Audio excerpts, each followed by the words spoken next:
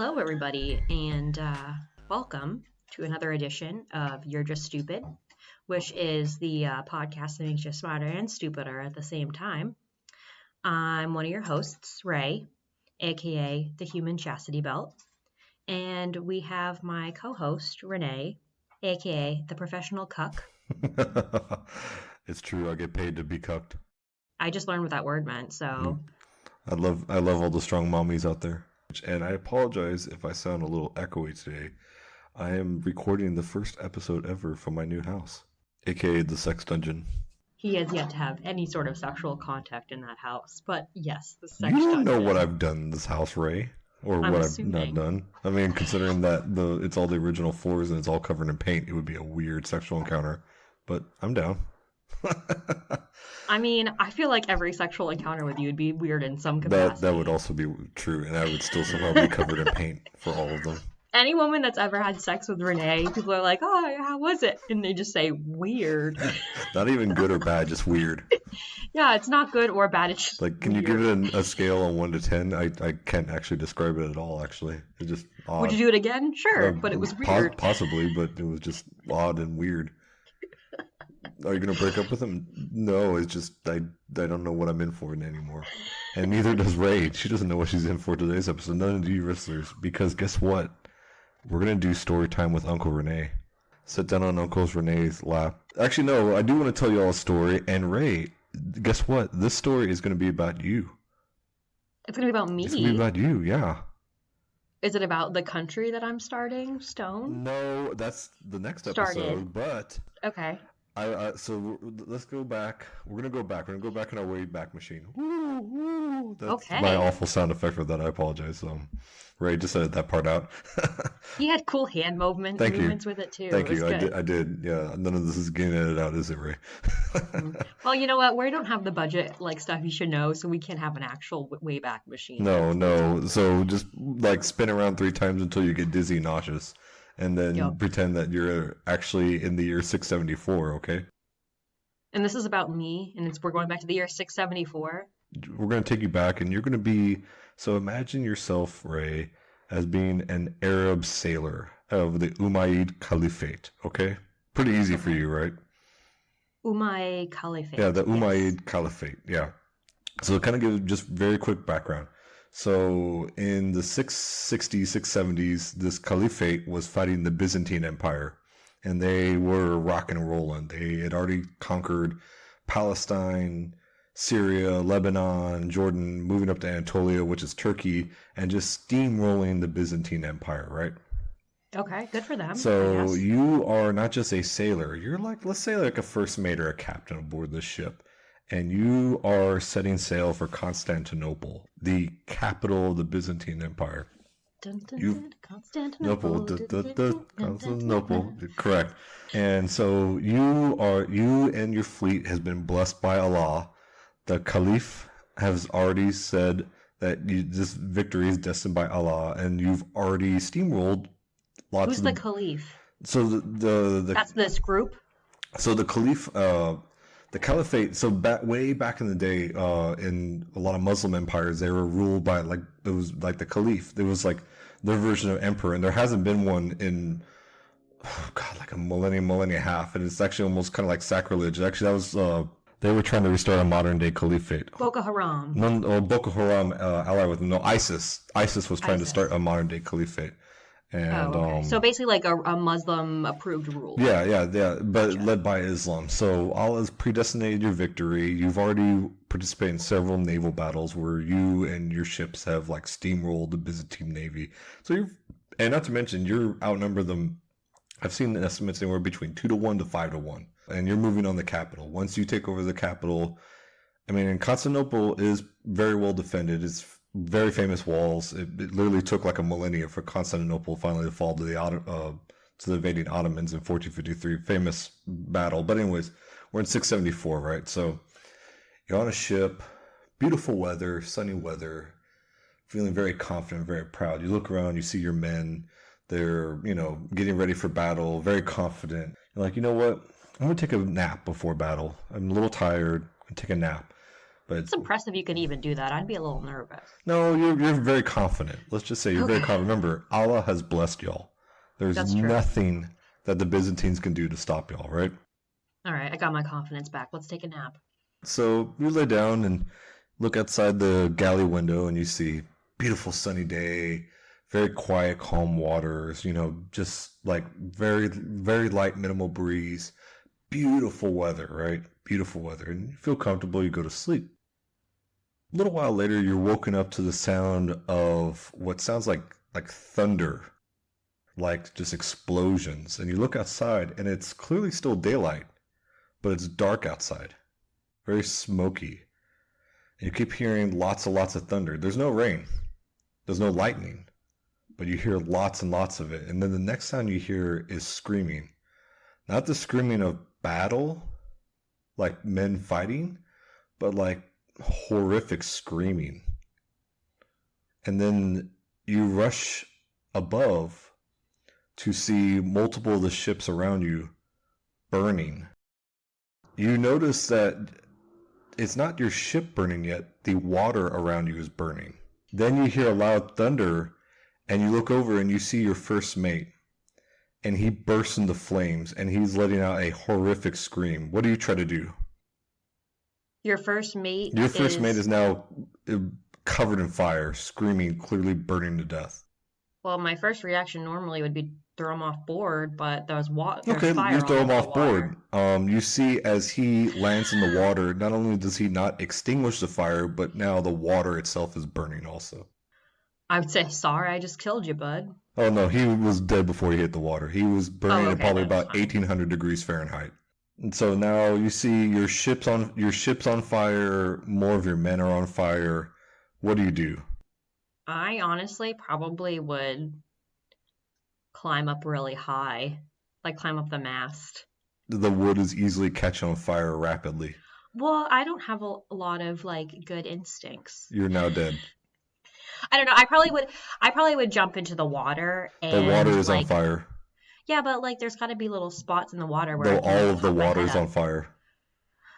You try to put out the fire with water, and it doesn't work.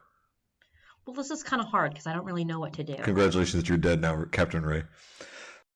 So what this was, and what we're going to talk about today, is actually an ancient superweapon called Greek fire. Real quickly, just to talk about fire in ancient warfare. I mean, it's been around. You've seen fire arrows, the elves light the arrows on fire and then the orcs burn up and stuff like that, right? Mm-hmm. We've all seen that. History, the orcs will burn up. Exactly, the orcs burn up. Yeah, that's classic history, the orcs burn up. But the Assyrians and ancient Chinese, they had fire arrows, and there's all sorts of document. And it's kind of interesting, as I was doing research on this episode, you always think of fire arrows, and maybe they took a rock and set it on, doused it in oil and set it on fire. And yeah, there's all sorts of ancient examples of that, and they were kind of effective. But as I was doing research, there actually has been ancient flamethrowers, and the earliest one I can see was used by the ancient Greeks in the Peloponnesian War, and it was literally this big bellows that was only effective maybe about 10 feet.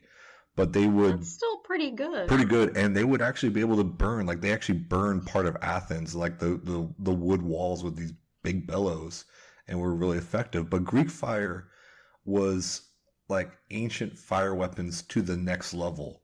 Because a lot of these old fire weapons were really volatile and maybe only effective 10, 20 feet out and were really, really dangerous. Greek fire is not only way more flammable, way more incendiary, it would literally reach temperatures 1800 degrees Fahrenheit, even hotter.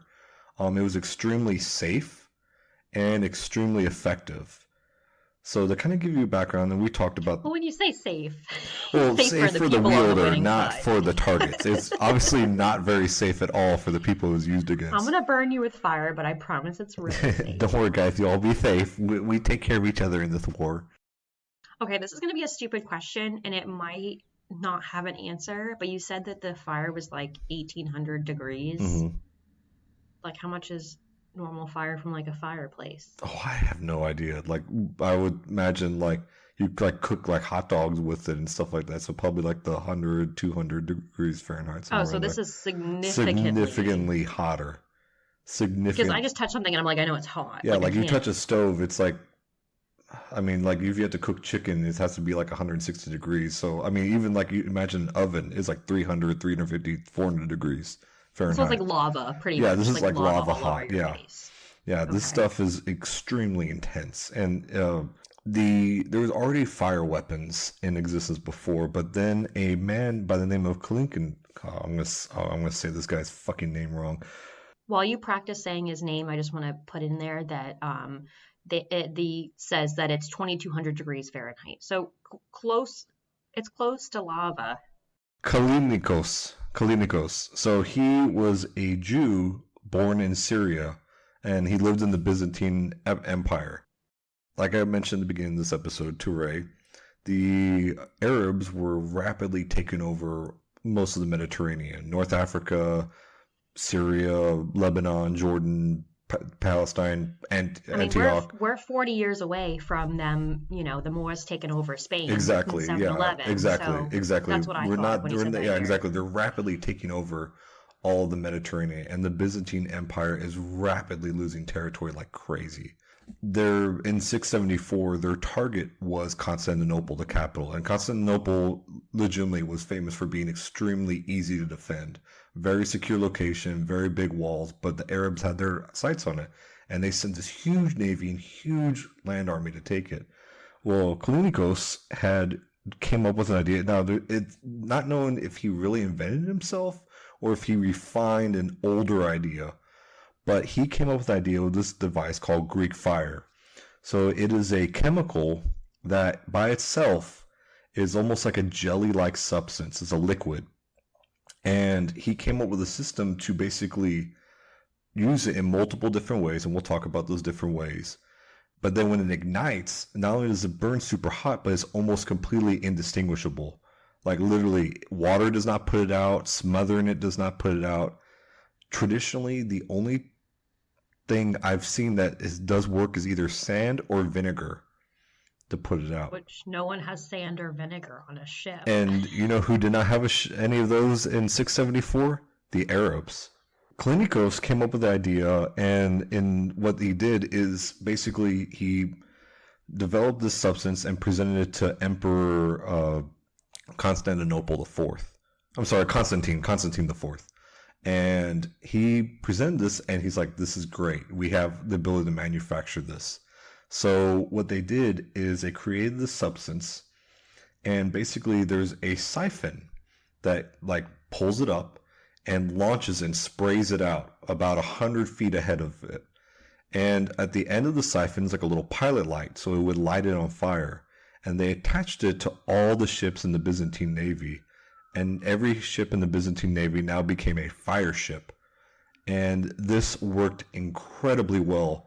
I think I remember seeing like something like, in the end, 90% of the invading Arab force was either killed or injured, like over like a series of battles with the fire ships. Like extremely effective at the time because they had no way to stop it. Do you know how he found or how you make this gel substance? All right, do you want to just go to big spoiler territory, or you may wait for that later on? Oh, if you're going to talk about it, then we are absolutely going to talk about it. Okay, then never mind. Yeah, no. So it's very interesting. There's been a ton of research into this because it's a really well known. And the thing is, it wasn't just the Byzantines who documented on this. The Arabs documented this. The Crusaders who invaded the Byzantine Empire documented on this, and multiple enemies and allies of the Byzantine Empire, the Bulgarians have documented this. So it's really reliable that this stuff absolutely existed, and it was absolutely frightening.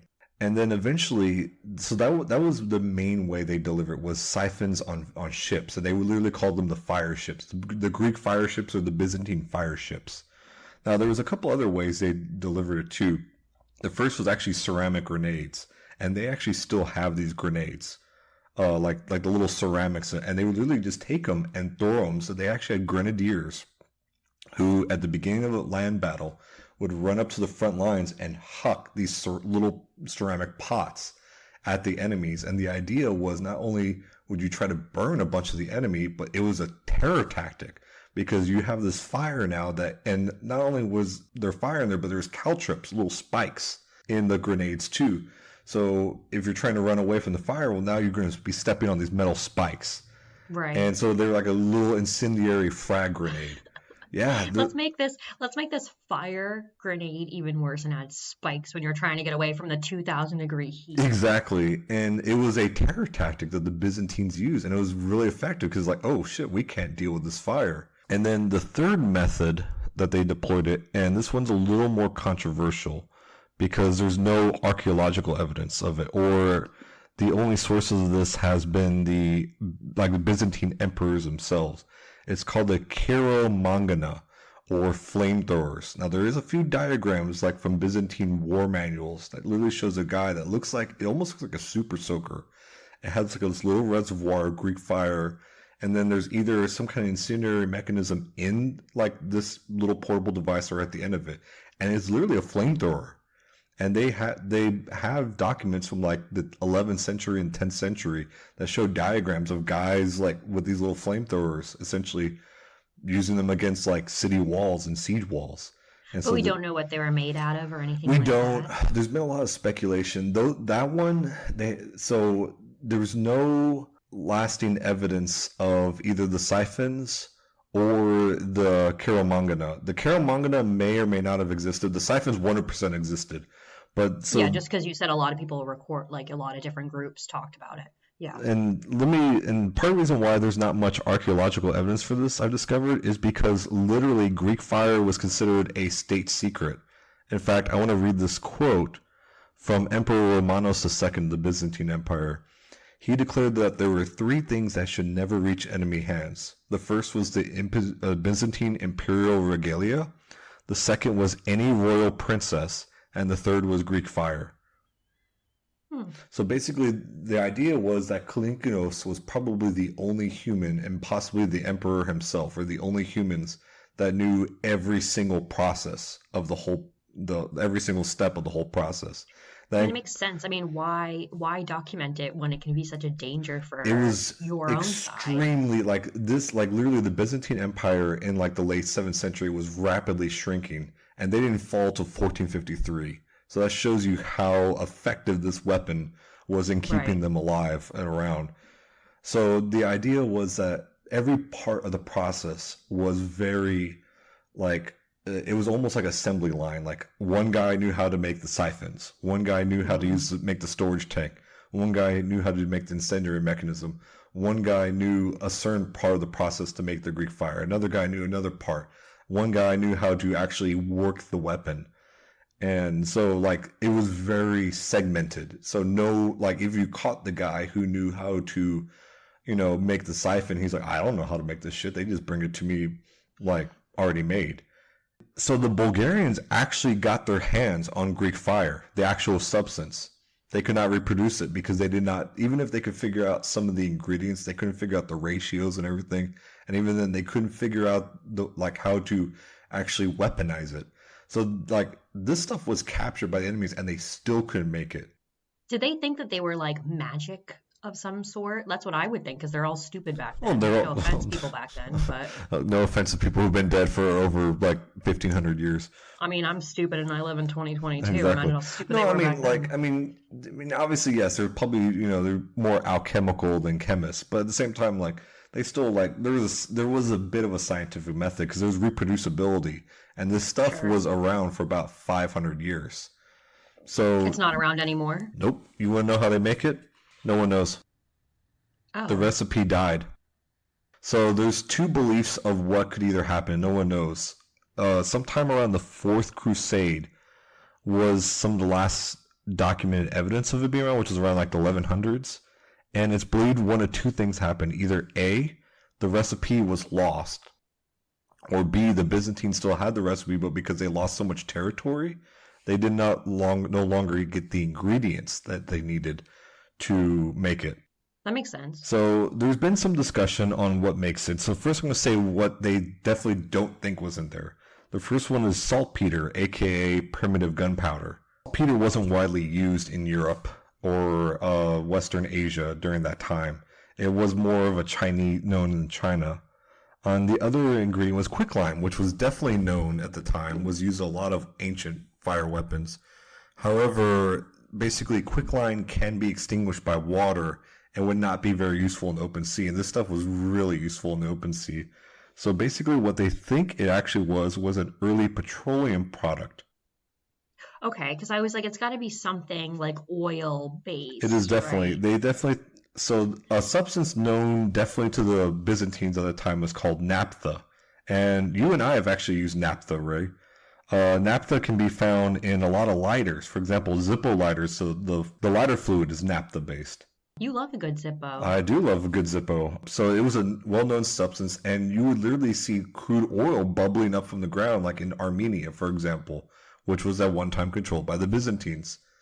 So they think most likely it was a combination of sulfur, naphtha or other petroleum products, wood resins, and animal fat. Basically all very combustible stuff. Basically, now the thing is, this would have actually, interesting enough, made it very stable. The one thing that's recorded throughout history is there's not really a whole lot of records of this stuff being dangerous to the Byzantines themselves. Very stable. In fact, actually we may have a modern equivalent of Greek fire. Napalm. Like the tree? No, napalm, the weapon. Do you not know what napalm is? I thought napalm was a tree. I think napalm is a tree. No, napalm is not a tree, dude. So what is napalm? You never heard of napalm? Anyways, so napalm is this jelly-like substance that's derived from petroleum products and gelling agents. You might actually be able to make your own, but you didn't hear that here. But anyways, it was used a great deal in World War II and Vietnam, and is now almost illegal because of how effective it is. It is a great anti-personnel weapon because it sticks to human flesh. And it burns like 2,000 degrees Fahrenheit. So it's like lava hot. So is it on fire or is it just a hot substance? So it's a jelly-like substance, but when it's ignited, it burns, and it's extremely sticky, and it loves sticking to human flesh. So you just kind of throw it on the person? Like, yeah, napalm was used a lot in flamethrowers and bombs in like Vietnam. Okay. And it would create horrific burns, like instant third-degree burns. Okay. Yeah, I'm sure if you Google like napalm burns, I'm yeah, sure you never watch. God, dude, like I'm sure, freaking Apocalypse Now, and you're a tree. Apocalypse Now and everything. You disappoint me. But anyways, I did want to introduce napalm. I'm glad you're so stupid, Ray, so that I could introduce napalm. I'm glad you explained it to me like I'm a 5-year-old because I did not know what it was. But so basically, Greek fire was considered possibly an early version of napalm. Seriously. It was believed to be extremely stable. Like you could transport. It's like TNT, where it's considered stable, or C4, where it's extremely stable until ignited. Right. So it was like, the barrel of Greek fire spilled over. We're all screwed. The idea was that a lot of times these fire ships, you would have some kind of tank or reservoir of this stuff that would go up into this like bronze, steel siphon that like would squirt it out. And it's funny too because they've tried to recreate this, and every time they do, they can't find a safe way to make the siphon in the reservoir. Every time they try to, either they have to make a substance that doesn't burn as hot, or like they haven't figured out, because obviously we could use modern day equivalents of safely stored, but they're trying to figure out stuff that the Byzantines had access in the 600s, and they can't find out how they did it. Like even the diagrams and schematics to make these siphons, like we don't have. Aliens. Yeah, that's what I was waiting for you to say, something stupid like aliens. Like you should see Ray did the whole aliens hand gesture. She has the dumb whole thing. She has the dumb haircut. She has the fake tan, the stupid Greek name, everything. The large forehead, the whole thing. The gigantic forehead. Her forehead's getting larger as we speak. It's swelling as we speak, guys. Is that Ray? No, it's Ted Danson. Remember when Rene started doing a podcast with Ted Danson? Like I said, this stuff worked great. In fact, even though they repelled them in the first, the siege of Constantinople took 4 years, but they repelled this massive army, like I said, 5 times bigger than the Byzantines could muster, and it ended up leading to a 30-year truce with the Arabs, which was good because after that, the Byzantines were just like the Arabs, and there was a bunch of assassinations and backstabbing within the Byzantine Empire, and so they needed to get their own shit together before they could fight the Arabs again. It's like you gotta love yourself before you're in a relationship. Yeah, pretty much. You gotta stop trying to assassinate yourself before you can fight off invaders. Yeah. You know what? That's gonna be your just stupid's advice, guys, to all our listeners. It's beautiful advice. Love yourself before you assassinate yourself. But that's kind of, I mean, it does say something that, like, okay, how is the Byzantine Empire able to fight off the Arabs? And not just the Arabs, the Bulgarians, like they were surrounded by enemies on every Everyone side. wants Constantinople. Actually, everyone really did. I Seriously, mean, it's a perfect trade route. It's right in the middle of, like, it's Asia and Europe. So you know what Constantinople is nowadays, right? Istanbul. Istanbul. Okay, Yeah, all right. Turkey. Thank God you're not that dumb. Okay, thank God. No, I've been to Istanbul. Okay, all right. Well, that's the only reason why she knows, because she physically tried to take it over herself. She didn't do very well. Yeah, no, I got set on fire. She got set on fire. So how eventually there was countermeasures, and the countermeasures was the Arabs actually would soak a lot of their ships in like vinegar covered furs, and that actually would prevent it from burning. Yeah. Or throw sand everywhere like animal hides and stuff, like vinegar soaked animal hides or sand, because that's the only way to put this shit out. Like water smothering it does not work. It burns, and it burns everything. It would burn not just wood, stone, metal, everything would burn with this shit. Yeah, like this stuff is really intense. And there's, like I said, there's all sorts of records of using it in multiple ways, land and sea. Now, eventually, around the 1100s, the recipe is lost and it's never recovered. And no matter how many copycats try to do it, they never could do it either.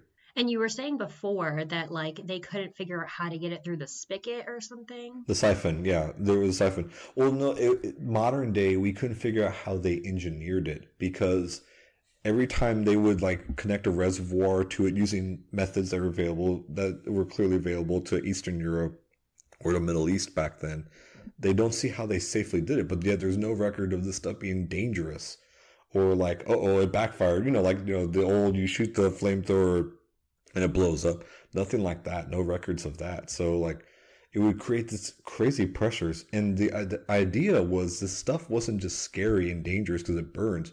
It made like a gunshot noise too when it fired off and created tons of smoke. That's why in the story I was telling you about the sounds of thunder and it being dark outside, even though it's clearly daylight. So this stuff was a fear weapon also. It was used like as a terror weapon by the Byzantines. So even if they didn't ignite lots of the enemy with it, they would try, like literally Arab ships would have to redo how they did battle, because the idea, they used to try to ram into each other or get really close to each other. They can't do that anymore, because you get within 100 feet of the fire ships, you're fucked. They're going to light you on fire and everything's going to burn. So they had to really rethink it, and it was never as effective as it was in that siege of Constantinople by the Arabs, but it was still, basically it was the idea of like the star, like wide receiver. Even if he's not having a good game, you have to do your whole football game plan around that guy. So even if he doesn't have a good game, the rest of the team's going to have a better game. So even if you found a way to negate the Greek fire, you still had to deal, like, okay, now you have to deal with all the other tactics of the Byzantines. The other normal stuff. Right, exactly. Yeah, it became that moment because everyone's like, all right, we got to stay away from this. We got to plan around it. So it really prolonged massively the lifespan of the Byzantine Empire, and until eventually it got lost itself. And like I said, nothing since has ever been able to really, with the exception of possibly napalm, which is not a they know it might be napalm, but they know it's not exactly. Well, it's a version of napalm, yeah. And so the idea, but most likely the belief is that it was some kind of petrochemical combined with tree resins and sulfur, because the people also describe it as having a brimstone smell, so that's why they believe sulfur, and a few other compounds, but they don't know the ratios, or like there's all sorts of, like, when I was looking up research on this, a lot of these old means of pre-Greek fire would have all these recipes. You do it this time at the sunlight, so it can absorb some of the energy of the sun. All this other bullshit that all these old crazy. And stomp on your right foot 3 times. Don't forget it. Yeah, exactly, Ray. Exactly. Bring it around town. Exactly. Speaking of fans, if you're a fan of Game of Thrones, you've seen a version of Greek fire. Oh, do they have it in there? Wildfire. Have you not? You haven't watched Game of Thrones? No, I In haven't. season 2, they have this green burning fire that like burns everything. The Alchemist Guild, and it's called Wildfire. But George R. R. Martin most likely took it from Greek fire, the idea from it. The last time it was showing up in text was the 11th century or the 10th Yeah, century. 11th, 12th century, just about. Yeah.